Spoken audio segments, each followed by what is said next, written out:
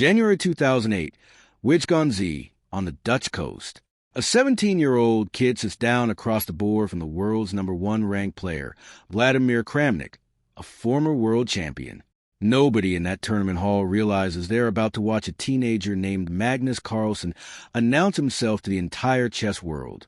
Kramnik opens with a flexible ready setup, a quiet, patient system that avoids early confrontation and lets the position develop slowly.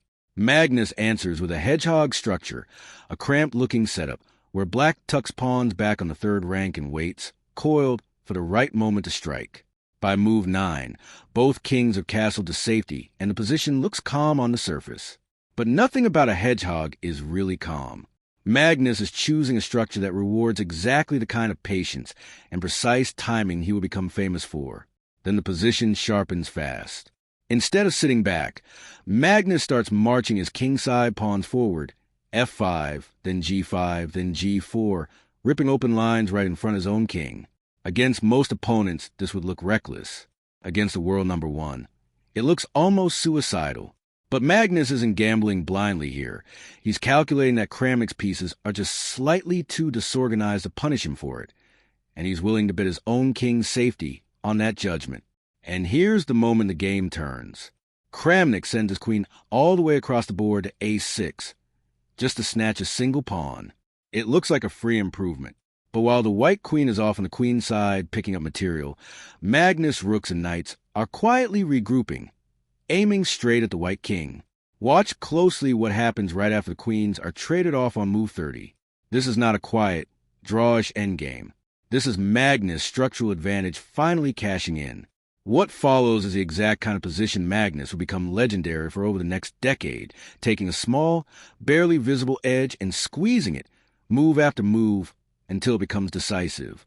For almost 20 moves, rooks and knights maneuver back and forth across the board. Kramnik defends with real resourcefulness, finding move after move to hold the position together. But every single trade seems to leave black just a fraction better off. Keep an eye on the b-pawn Magnus creates around move 44.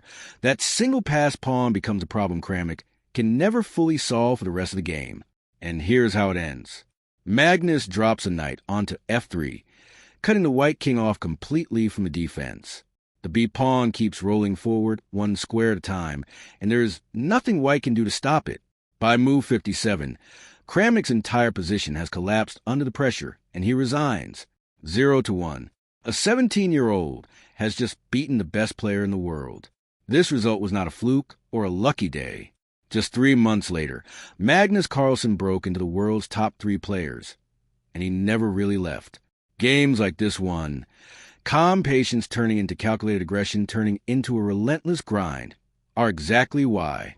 If you want to keep watching how Magnus built the game that would eventually make him world champion, subscribe for more breakdowns like this one.